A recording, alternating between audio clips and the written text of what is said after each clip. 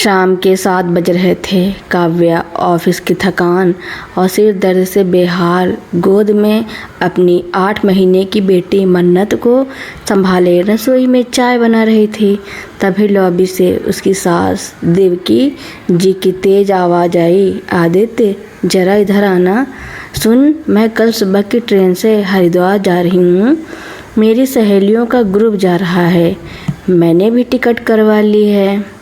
आदित्य ने चौंक कर पूछा, मम्मी अचानक, और मन्नत को कौन संभालेगा? काव्या का इस हफ्ते ऑफिस में बहुत ज़रूरी प्रोजेक्ट सबमिट होना है। देवकी जी ने मुंह बिचकाते हुए कहा, तो मैं क्या करूं? अपनी ज़िंदगी जीना छोड़ दूं? सारी उम्र तुम्हें पालने पोसने में निकाल दी, अब बुढ़ापे में भी आया बनी रहूं क्या? अपनी बेटी को खुद संभालो, मैंने कोई ठेका नहीं ले रखा। रसोई की दहलीज पर खड़ी काव्या के हाथ से चाय की छन्नी छूट गई। उसने देवकी जी से मिन्नत करते हुए कहा, मम्मी जी बस इस हफ्ते की बात है, मेरा प्रमोशन रुक जाएगा, आप अगले हफ्ते चली जाइएगा, मैं खुद आपकी टिकट बुक करा दूंगी। लेकिन देवकी जी ने एक न सुनी। उन्होंने पलट कर कहा, नौकरी तुम्हारी, बच्चा तुम्हारा, समस्या तुम्हारी, मुझे बीच में मत घसीटो। और वो अपने कमरे का दरवाज़ा बंद करने चली गईं। काव्या की आंखों से लाचारी के आंसू बह निकले। अगले दिन देवकी जी बैग उठाकर चली गईं। काव्या और आदित्य के लिए जैसे मुसीबतों का पहाड़ टूट पड़ा। पहले दूसरे दिन काव्या ने वर्क फ्रॉम होम लिया, लेकिन रोती हुई मन्नत को गोद में लेकर लैपटॉप पर काम करना नामुमकिन था। बॉस की नाराज़गी झेलनी पड़ी। तीसरे चौथे दिन आदित्य ने छुट्टी ली, लेकिन ऑफिस के ज़रूरी कॉल्स के बीच वह भी झुंझला गया। पति पत्नी के बीच तनाव और झगड़े बढ़ने लगे। मन्नत को अचानक तेज़ बुखार आ गया। काव्या का दिल दहल गया। उसने रोते हुए देवकी जी को फ़ोन किया, मम्मी जी मन्नत की तबीयत बहुत ख़राब है, उसे तेज़ बुखार है, आप कब तक आएंगी? उधर से देवकी जी की बेरुखी भरी आवाज़ आई, अरे बच्चों को तो बुखार आता रहता है, डॉक्टर को दिखा दो। मैं अभी ऋषिकेश आ गई हूँ, यहाँ से अपनी बेटी के घर जाऊँगी, अभी मुझे 15-20 दिन और लगेंगे। फ़ोन कट गया। काव्या का गुस्सा और दर्द अब पत्थर बन चुका था। उसने अपनी नौकरी दांव पर लगाकर छुट्टी ली और दिन रात जागकर अपनी बेटी को संभाला। इन 15 दिनों में काव्या और आदित्य अंदर से पूरी तरह बदल चुके थे। काव्या ने एक बड़ा फैसला ले लिया था। करीब 3 हफ्ते बाद देवकी जी घर लौटी। उन्होंने बेल बजाई। आदित्य ने दरवाज़ा खोला। देवकी जी ने आते ही घर के बिखरे माहौल और आदित्य के उतरे हुए चेहरे को देखा। वह सोफे पर बैठते हुए अकड़ कर बोली, अरे आदित्य, यह क्या हाल बना रखा है घर का, इतनी धूल जमी है और तू कितना कमज़ोर हो गया है। काव्या कहाँ है? उसे तमीज़ नहीं है कि सास बाहर से आई है तो एक गिलास पानी ही पूछ ले। देवकी जी की बात ख़त्म होने से पहले ही काव्या कमरे से बाहर आई। उसके चेहरे पर अब वो पुरानी झिझक या डर नहीं था। उसकी आँखों में एक अजीब सा ठहराव और आत्मविश्वास था।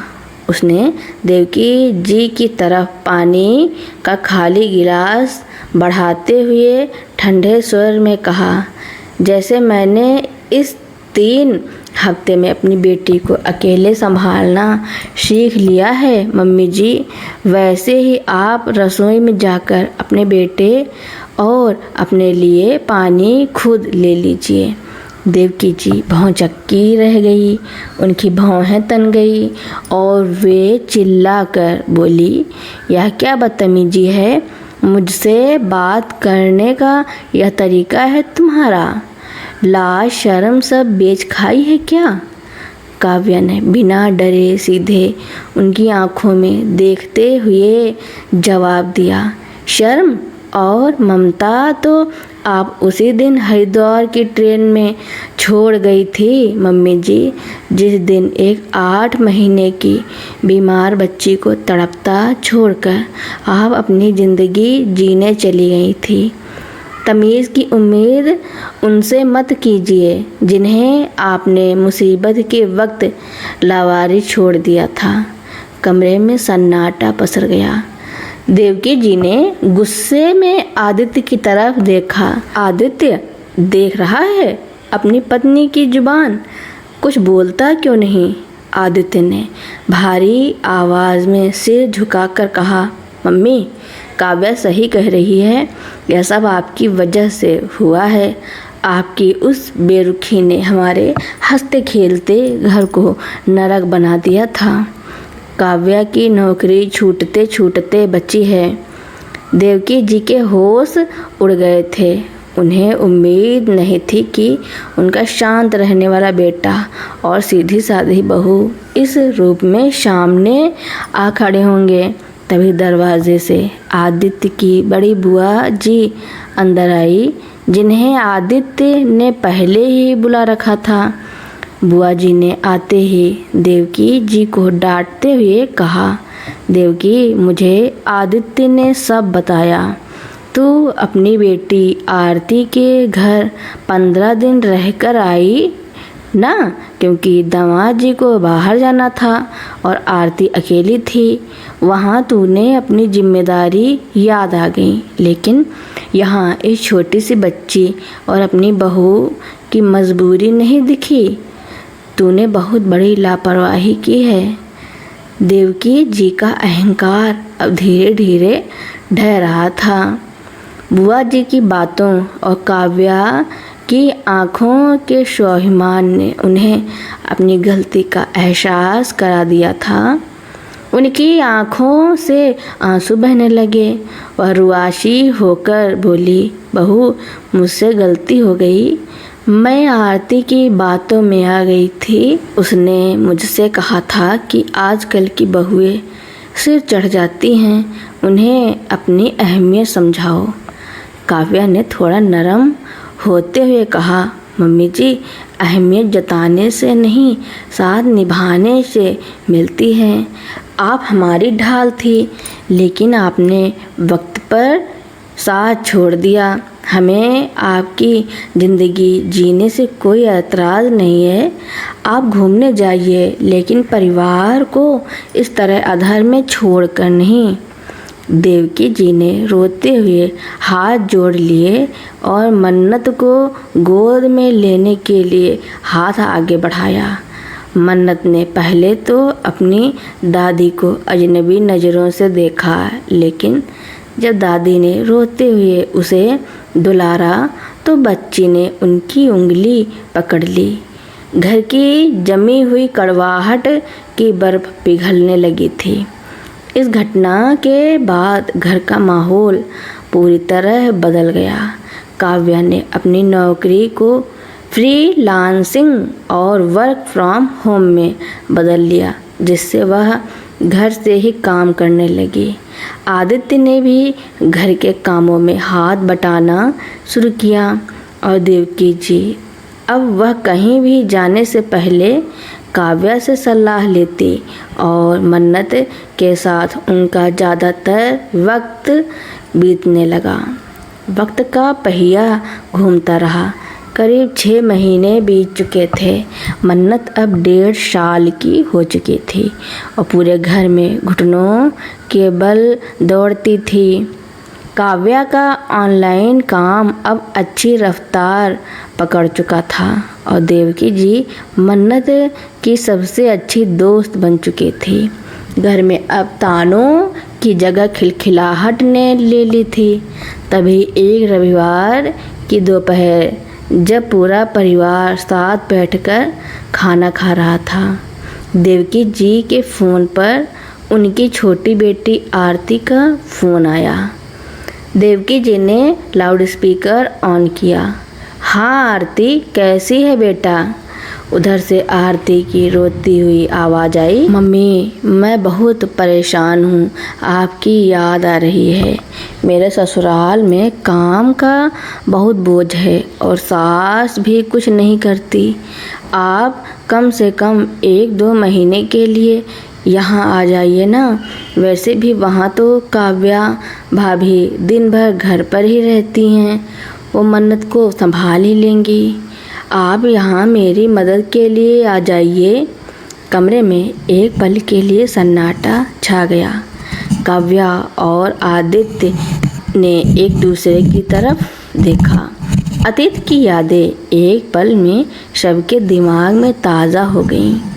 काव्या के चेहरे पर हल्की सी चिंता की लकीरें उभर आईं कि क्या मम्मी जी फिर से पुराने रास्ते पर लौट जाएंगी।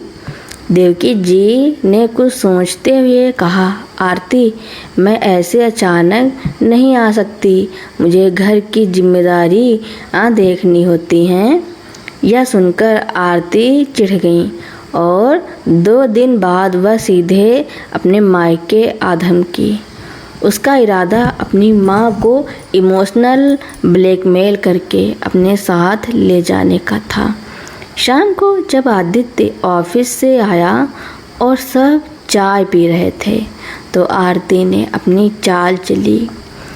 वह काव्या की तरफ देखते हुए ताना मारकर बोली, भाभी, अब तो आप ऑफिस जाती नहीं, दिन भर घर पर ही रहती हैं, फिर भी मम्मी को यहीं रोक रखा है।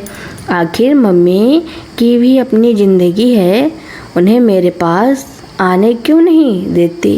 क्या आपने मम्मी को मन्नत की देखरेख के लिए यहाँ बांध रखा है? आरती की बात सुनकर आदित्य को गुस्सा आने ही वाला था कि काव्या ने उसे हाथ से शांत रहने का इशारा किया। काव्या अब पहले जैसी कमज़ोर नहीं थी। उसने चाय का कप टेबल पर रखा और शांत स्वर में बोली, आरती, मम्मी जी इस घर की बुजुर्ग हैं, कोई बंधुआ मजदूर नहीं जो किसी के बांधने से बंध जाएं। और जहाँ तक बात मेरे घर पर रहने की है तो मैं घर से अपना बिजनेस चलाती हूँ, खाली नहीं बैठती। लेकिन सबसे बड़ी बात, मम्मी जी यहाँ अपनी मर्जी और हक से रहती हैं। आरती ने मुंह बनाते हुए देवकी जी का हाथ पकड़ा। मम्मी देखो भाभी कैसे बोल रही हैं, आप मेरे साथ चलो, यहाँ आपकी कोई कदर नहीं है। ये लोग सिर्फ अपने स्वार्थ के लिए आपको यहाँ रख रहे हैं। देवकी जी ने धीरे से अपना हाथ आरती के चंगुल से छुड़ाया। उनकी आंखों में अब वो पुरानी दुविधा नहीं थी, बल्कि एक माँ और सास का दृढ़ निश्चय था। उन्होंने आरती की आंखों में देखते हुए सख्त लहजे में कहा, आरती, आज जो कुछ भी तू बोल रही है वो बातें तेरी नहीं बल्कि तेरे अंदर के लालच की हैं। 6 महीने पहले भी मैं तेरे ही बहकावे में आकर इस घर को बिखरने की कगार पर छोड़ गई थी। तब मेरी 8 महीने की पोती बीमार थी, लेकिन तुझे सिर्फ अपना स्वार्थ दिख रहा है। आरती सकपका गई। मम्मी, मैं तो बस। देवकी जी ने उसे बीच में ही टोकते हुए कहा, बस बहुत हुआ आरती। काव्या ने मुझे उस वक्त माफ़ किया जब मैं माफ़ी के काबिल भी नहीं थी। आज इस घर में जो इज्जत और सुकून मुझे मिल रहा है वो काव्या के बड़प्पन की वजह से है। तू अपनी सास की शिकायत कर रही है, लेकिन खुद अपनी भाभी का घर तोड़ने चली आई। याद रख, मैं तेरी माँ हूँ, लेकिन इस घर की नींव भी हूँ। अब मैं किसी के कहने पर अपना घर छोड़कर नहीं भागूंगी। देवकी जी का यह रूप देखकर आरती के पैरों तले जमीन खिसक गई। उसे अंदाज़ा नहीं था कि उसकी माँ, जो कभी उसकी हर बात मानती थी, आज बहू के सम्मान के लिए अपनी बेटी के सामने खड़ी हो जाएंगी। आरती को अपनी गलती का एहसास हुआ। उसने काव्या और देवकी जी से माफ़ी मांगी। काव्या ने मुस्कुराकर आरती का हाथ थामा और कहा, आरती, तुम जब चाहो यहाँ मेहमान बनकर आ सकती हो। तुम्हारा हक हमेशा रहेगा, लेकिन अपनों को मोहरा बनाकर नहीं, प्यार से। उस रात जब काव्या रसोई में काम कर रही थी, देवकी जी वहाँ आईं और उसके कंधे पर हाथ रखकर बोली, बहू, आज अगर तूने मुझे उस दिन आईना ना दिखाया होता तो आज मैं अपनी बेटे की नज़रों में भी गिर जाती और बेटे का घर भी खो देती। काव्या ने देवकी जी के हाथ को चूमा और बोली, मम्मी जी, कड़वा सच हमेशा मीठे झूठ से बेहतर होता है। अब हमारा परिवार सच की बुनियाद पर खड़ा है, जिसे कोई नहीं हिला सकता। डाइनिंग रूम से आदित्य और मन्नत के हंसने की आवाज़ें आ रही थी। अब इस घर में कोई कड़वाहट नहीं थी, कोई अनकहा दर्द नहीं था। हर रिश्ता अपनी जिम्मेदारी और मर्यादा को समझ चुका था। रिश्तों की यह धूप छाँव अब एक खूबसूरत और मजबूत आशियाने में बदल चुकी थी। 2 साल और बीत गए। मन्नत अब 2.5 साल की हो चुकी थी और पास के एक प्ले स्कूल में जाने लगी थी। काव्या का घर से शुरू किया गया हैंडीक्राफ्ट और ऑनलाइन क्लॉथिंग का बिजनेस अब एक बड़े ब्रांड का रूप ले चुका था। उसने घर के ही एक हिस्से को अपना छोटा सा ऑफिस बना लिया था, जहां अब 2 लड़कियां काम में उसकी मदद करती थी। एक शाम आदित्य ऑफिस से लौटा तो उसके चेहरे पर एक अलग ही चमक थी। उसने आते ही देवकी जी के पैर छुए और काव्या को आवाज़ दी, काव्या, जरा इधर आओ, एक बहुत बड़ी खुशखबरी है। काव्या हाथ पोंछती हुई रसोई से बाहर आई। आदित्य ने उसकी आंखों में देखते हुए एक लिफाफा उसकी तरफ बढ़ा दिया। यह क्या है आदित्य? काव्या ने पूछा। यह तुम्हारी मेहनत का फल है काव्या। जिस बैंक लोन के लिए तुमने अप्लाई किया था वह मंजूर हो गया। अब तुम शहर के मुख्य बाजार में अपना खुद का बुटीक और स्टोर खोल सकती हो। आदित्य ने गर्व से कहा। काव्या की आंखों में खुशी के आंसू आ गए। यह सिर्फ एक लोन की मंजूरी नहीं थी, बल्कि उसके आत्मसम्मान और आत्मनिर्भरता की एक बहुत बड़ी जीत थी। लेकिन इस खुशी के साथ ही उसके चेहरे पर एक हल्की सी फिक्र भी उभर आई। काव्या को चुप देखकर देवकी जी उसके पास आईं और उसका हाथ थाम कर बोली, क्या हुआ बहू? इतनी बड़ी खुशखबरी सुनकर भी तो उदास क्यों हो गई? काव्या ने हिचकिचाते हुए कहा, मम्मी जी, खुशी तो बहुत है, लेकिन अगर मैं बाहर स्टोर खोलूँगी तो मुझे दिन भर वहाँ रहना पड़ेगा। मन्नत का स्कूल, घर की जिम्मेदारी, मुझे डर लग रहा है कि कहीं फिर से सब कुछ बिखर न जाए। मैं नहीं चाहती कि मेरे काम की वजह से इस घर का सुकून कम हो। काव्या के मन में अभी भी 2 साल पुराना वह डर छिपा था, जब नौकरी के चक्कर में उसका घर टूटने की कगार पर आ गया था। देवकी जी ने काव्या के सिर पर हाथ रखा और मुस्कुराते हुए बोली, बहू, 2 साल पहले जो हुआ था वो तेरी गलती नहीं थी।